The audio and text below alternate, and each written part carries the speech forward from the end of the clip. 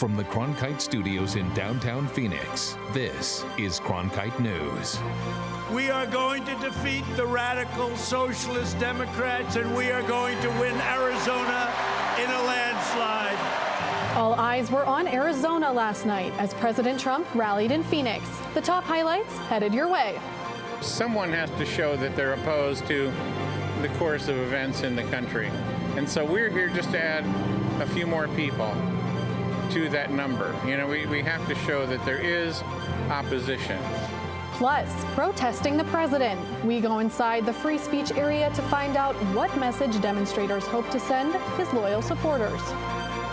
And Bloomberg battles it out on the Democratic debate stage. We sat down with his longtime partner to see what she thinks about the political backlash. That is horse feathers. I've known this man for 20 years, and he respects everybody. Cronkite News starts now. Good evening and welcome to Cronkite News on Arizona PBS. I'm Jamie Landers. And I'm Julian Paras. Thank you for joining us. Last night, President Donald Trump packed the House for his Keep America Great rally in Phoenix. He spent more than 80 minutes making a case for his re-election. Reporter Danielle Malkin was there, and she joins us now with an inside look at what went on. During his speech here at Veterans Memorial Coliseum tonight, President Trump made no shortage of jabs at his Democratic challengers while praising Arizonans for the power they bring to the polls. Trump fans, young and old, filled Veterans Memorial Coliseum Wednesday night for an event that welcomed the president to Arizona for the first time since launching his 2020 re-election campaign. Thank you very much, Phoenix. We love to be back. We'll be back a lot. Trump took Arizona in the 2016 election, and GOP lawmakers believe it will happen again come November. Arizona is on fire thanks to the leadership of President Trump with Governor Doug Ducey and the Republicans in the Senate and the House. People are living amazing. We are getting people off the sidelines. The economy is doing so great. We have so much more to do. Oh, I think he's going to easily get reelected. Now, we can't rest on our laurels because I've seen firsthand how the Democrats will do anything and say anything to grab back power. Poverty has plummeted. The president excited crowds with talk of a booming economy, shrinking unemployment, and his desire to keep Arizonans protected from a Democrat victory. We are going to defeat the radical socialist Democrats, and we are going to win Arizona in a landslide.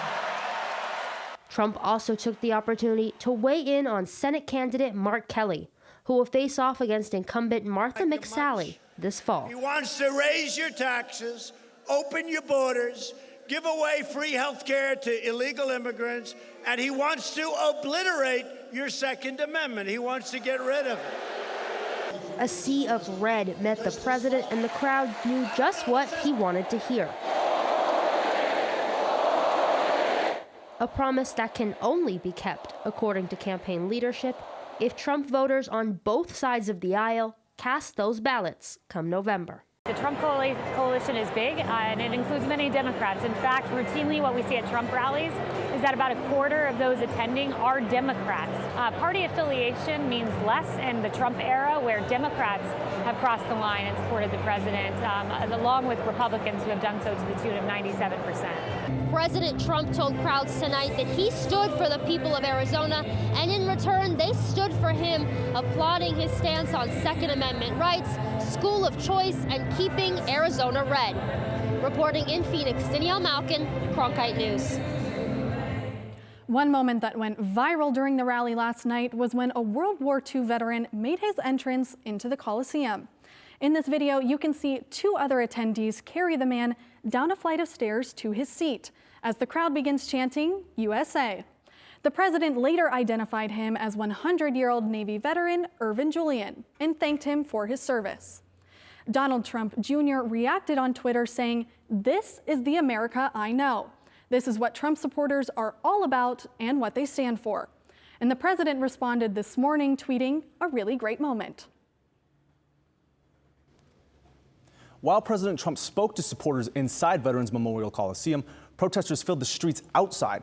Cronkite News reporter Dylan McKim spoke to some of them about why they came out and what they hope to accomplish. Dylan. The protesters came from all walks of life, raising different issues that range from immigration and the border wall to foreign policy.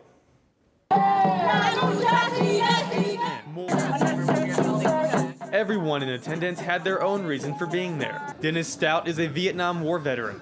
He knows the terrors of war and is worried for his 3 nephews and grandson who are in the military today. I'm not sure what our country's foreign policy is.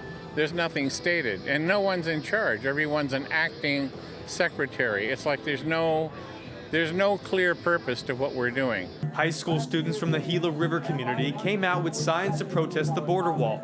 Gabriella Hart is an Acoma Otham woman and wanted to show support for the Tohono O'odham, their sister tribe. The wall that he is building is running through tribal sacred grounds that are burial grounds, and we wanted to, that's something that we're very much against.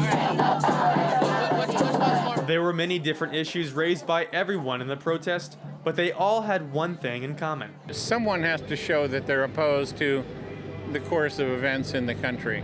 And so we're here just to add a few more people to that number. You know, we have to show that there is opposition. Phoenix police took to Twitter this morning to thank community members and other law enforcement agencies for ensuring safety all around the event. For Cronkite News, I'm Dylan McKim. To share these stories with your friends and family, follow us on Facebook and Twitter. And to take a look at how much this rally could cost the state, just go to cronkitenews.azpbs.org. Nearly 20 million viewers tuned in to last night's Democratic primary debate in Las Vegas, making it the most watched Democratic primary debate of all time, according to preliminary numbers. And the spotlight was on Mike Bloomberg for most of it. He took to the debate stage for the first time, facing fire from all sides. While the former mayor of New York City tried to focus on his campaign vision, the other candidates kept challenging him on his political and personal history. I'd like to talk about who we're running against. A billionaire who calls women fat broads and horse-faced lesbians. And no, I'm not talking about Donald Trump. I'm talking about Mayor Bloomberg. Between a socialist who thinks that capitalism is the root of all evil and a billionaire who thinks that money ought to be the root of all power. Let's put forward somebody who actually lives and works in a middle-class neighborhood in an industrial Midwestern city. Let's put forward somebody who's actually a Democrat. Look. Bloomberg defended himself against the attacks by saying he's the only candidate who can beat Trump. We have 2 questions to face tonight. One is, who can beat Donald Trump?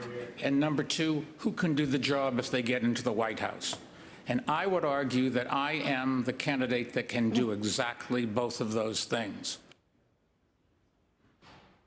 While Bloomberg took the heat at last night's debate, his long-term partner Diana Taylor was in Tempe, talking with ASU President Michael Crow. Cronkite News reporter Frankie McLister was there to find out why. Diana Taylor talked about education with Arizona State University's President Michael Crow, but she also defended Bloomberg's actions and work ethic. That is horse feathers. I've known this man for 20 years, and he respects everybody. That's how Diana Taylor responded when asked about controversial statements Michael Bloomberg has been accused of saying. These include calling a hypothetical transgender person it, and telling a married pregnant employee to kill it. Michael Bloomberg is a man of total and complete integrity. Bloomberg's longtime partner of 20 years was in Tempe visiting with ASU President Michael Crow. Their goal is to work together on education if Bloomberg wins November's presidential election. We need an opportunity to renew the design of our national education systems and our local education systems so that everyone has the chance to be a fulfilled learner, a total learner, a universal learner. We're not doing that yet, so we need a new design. The two and some members of their team spent about 30 minutes chatting at the ASU president's office. Taylor then met with women's student organizations on the Tempe campus. The current pinned tweet on the top of Bloomberg's Twitter page states, "My parents taught me about hard work, honesty, and sacrifice. Growing up in Medford, Massachusetts, I shoveled snow, cut lawns, and sold Christmas wreaths. I want to give everybody in this country the opportunity to thrive and be happy, and I'll bring that work ethic to the White House." Taylor also touched a bit on Bloomberg's work ethic. He was an Eagle Scout, so that just basically says everything about him. Being an Eagle Scout, you're all about integrity, honesty, hard work, and giving back. and that's who he is. Change the educational system in this country. Crow is not endorsing Bloomberg for president, but he's simply happy to work with Diana Taylor if Bloomberg wins the race. Look out November, because he's going to be the president of the United States. And if so, will you pursue the role as the First Lady? Of course, absolutely. So we want to hear from you now. How do you think Bloomberg performed during the debate? Deborah says he did a great job of showing us how much he's just like Trump, arrogant and angry.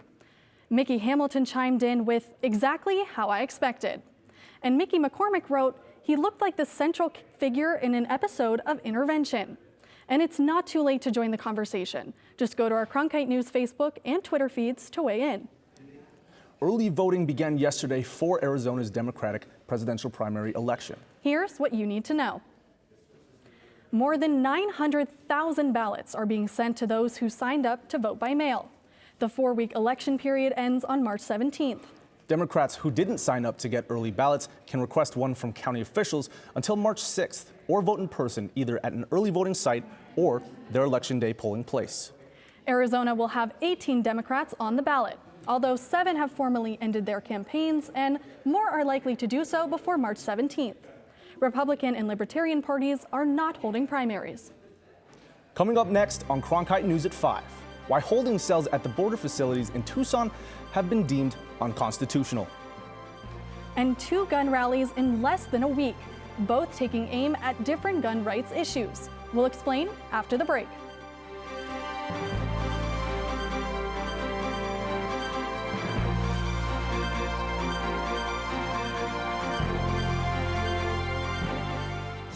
Ready to watch the best of PBS anytime, anywhere, on nearly any device? It's easy with the free PBS Video app. Simply download the PBS Video app on your mobile or streaming device.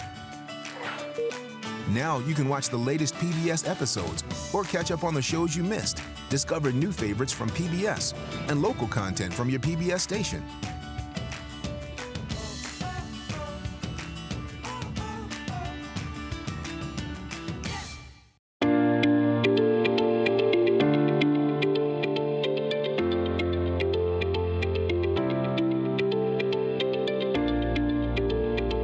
The weather around Phoenix is just beautiful today. Let's take a look at the weather around the valley. Thank you for joining us for the special edition of Cronkite News. Here are the top stories that we're tracking today at noon.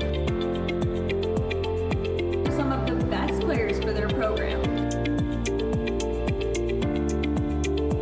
Hey, I'm Rick Steves. You know, I don't go anywhere without my passport. And now, thanks to PBS Passport, you can travel with me and watch all 10 seasons of Rick Steves Europe and all my travel specials. This exclusive streaming service is just for our members. Not only can you see all my shows, but you can see thousands of hours of your favorite public television shows. Become a member today and get your passport.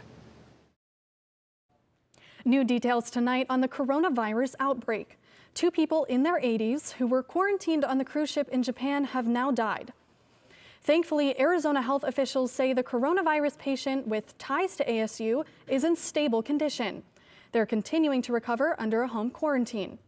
People who have had close contact with the patient have not shown any signs of the illness. The virus has sickened more than 74,000 people in China and hundreds worldwide. A federal judge in Arizona ruled conditions in U.S. Customs and Border Protection migrant holding cells in Tucson violated the Constitution. The decision came after lawyers in a January trial showed images that showed dangerous overcrowding in their facilities. The judges ordered bars the agency from holding migrants for more than 48 hours after they've been processed unless they have provided with basic human needs like a bed with a blanket, shower, food, and water, and medical care. The judge described the conditions inside the Tucson holding cells as unsanitary and degrading. 2 gun rallies held 6 days apart highlight opposing views on gun laws. Cronkite News reporter Christian Sita talked to Arizona residents on both sides of the debate. One group battles to protect their right to bear arms, and the other wants to disarm domestic abusers. About 2,000 people attended the Second Amendment rally up to uphold the right of gun owners, and a smaller group attended today. Moms demand action to prohibit domestic abusers from owning guns. People at the rallies at the state capitol have different agendas, but both are fueled by determination. Shall not be infringed! Shall not be infringed! Shall not be infringed! The Second Amendment rally brought hundreds to the state capitol on Saturday. Marissa Hamilton is a survivor of domestic violence. We need to be able to be armed. We need to be able to be trained. We need to be able to protect our community. That is why we have the Second Amendment. So I support gun rights because we have, as human beings, an inherent nature to be able to protect and defend ourselves, protect our homes, protect our families, protect the things that are important to us. And today, Moms Demand Action also spoke about protecting loved ones. Jessica Manes says she cares about her family. She thinks domestic abusers don't have the right to own guns. I'm a mom of 4 young children, and it just breaks my heart seeing the gun violence epidemic in this country. The Second Amendment group opposes a bill that would ban the sale of assault weapons, while Moms Demand Action support 2 bills that would prohibit those convicted of domestic violence from having guns. Manes says those bills have bipartisan support. At the end of the day, we all want to keep our communities safer. It's unclear if the assault bill weapon or the domestic violence bills will make it through the legislature. In the broadcast center, Christian Sita, Cronkite News. Up next, temperatures in Arizona are heating up. And it's not just happening here. After the break, we'll take an in-depth look at how the global rise in temps could affect our climate and exactly what records January's heat has beat.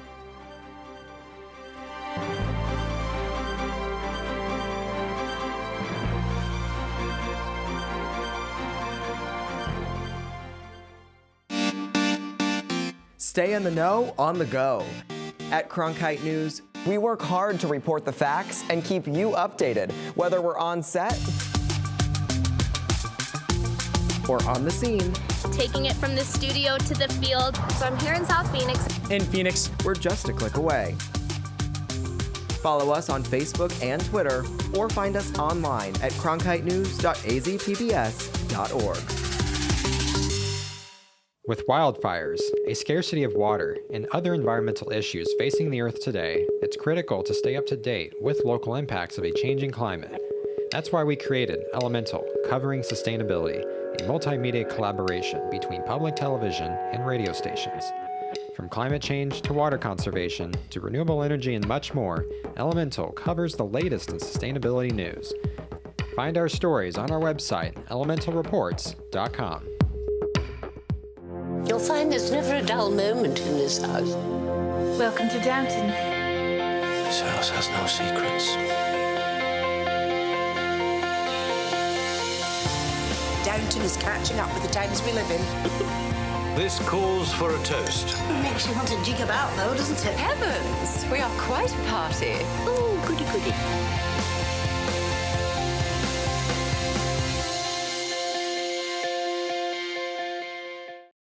By the year 2050, there will be more plastic in the ocean than fish.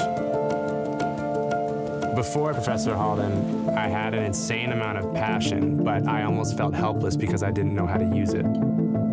Professor Halden gave me a chance to make a difference. Being at a place like ASU allows you to take these big leaps.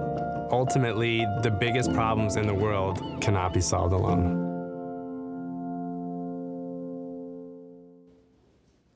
January of this year was the warmest January on record for the globe. That's according to the National Oceanic and Atmospheric Administration.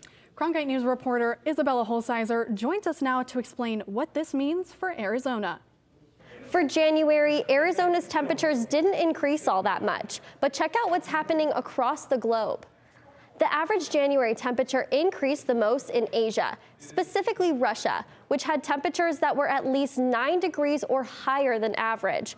Overall, this was Asia's second warmest January on record. The same goes for South America. The continent experienced its second highest January temperatures from the average on record since 1910. Here in the U.S., it was the 5th warmest January on record.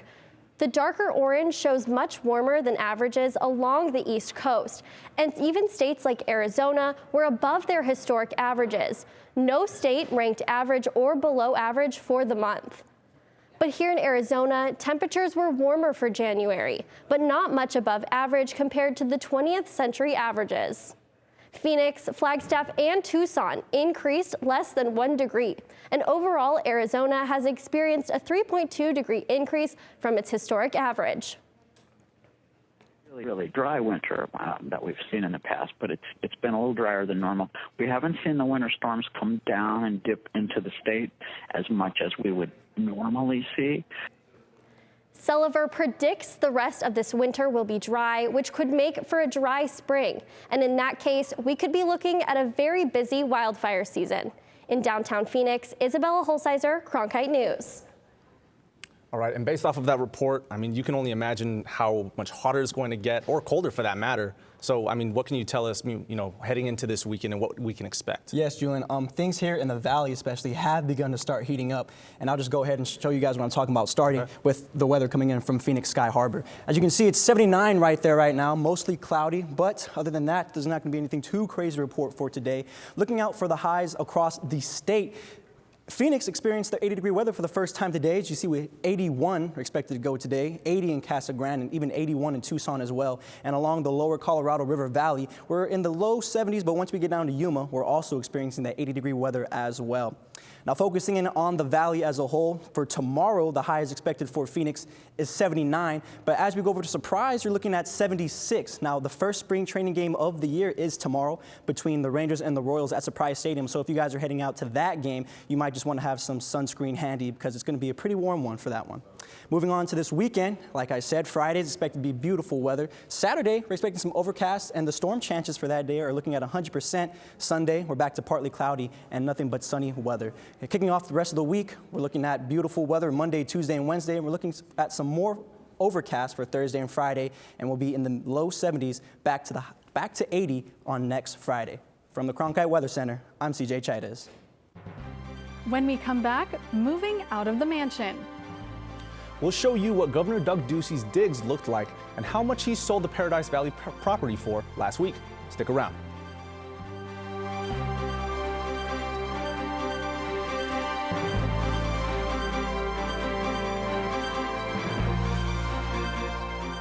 Welcome to another edition of Cronkite Sports Now. I'm Taylor Rocha.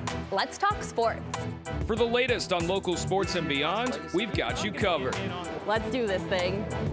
We challenge reporters to go beyond, a game story. We want stories with depth. It's just a crucial step from the college experience into the professional experience while you're still in school.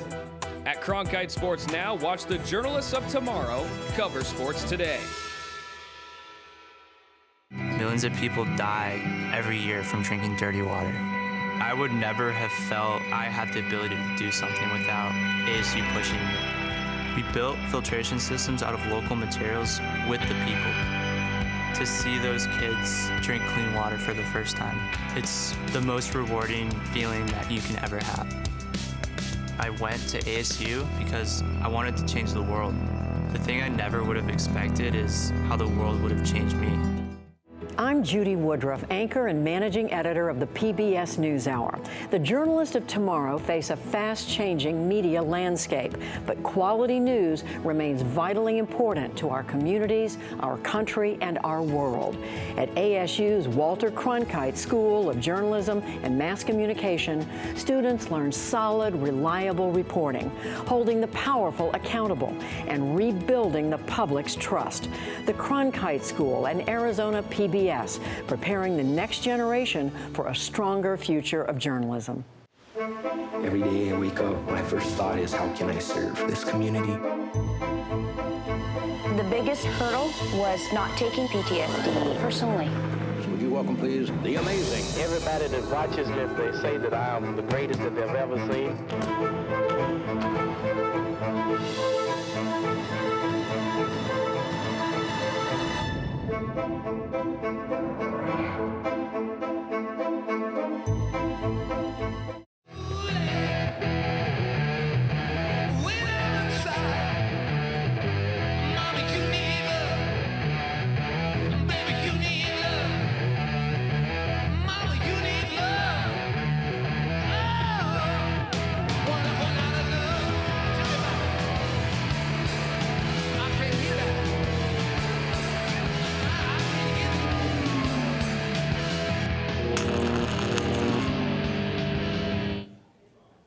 Governor Doug Ducey is saying goodbye to his Paradise Valley mansion, selling the 6-bedroom French-style farmhouse last week for over $8 million, according to the real estate records. The mansion boasts over 11,000 feet in square living space. It sits over 2 acres of land and backs up to the Paradise Valley Country Club. According to KTAR, the family sold the house in order to downsize. Their former residence includes 7.5 bathrooms, 6 fireplaces, a 4-car garage, and a wine cellar. Among all of that and the amenities is a guest house with a complete private entrance, pool, and roof deck. The Duceys are expected to rent in Phoenix for now, since the property sold faster than expected. Cronkite News is proud to be the news division of Arizona PBS. Here's what's coming up on Arizona Horizon and PBS NewsHour. On the next Arizona Horizon, a recap of President Trump's campaign rally in Phoenix, and we'll hear from a Valley-based trio that blends classical and popular music. It's on the next Arizona Horizon. That's it for Cronkite News tonight. Thanks for joining us. And for top Arizona stories anytime, go to cronkitenews.azpbs.org.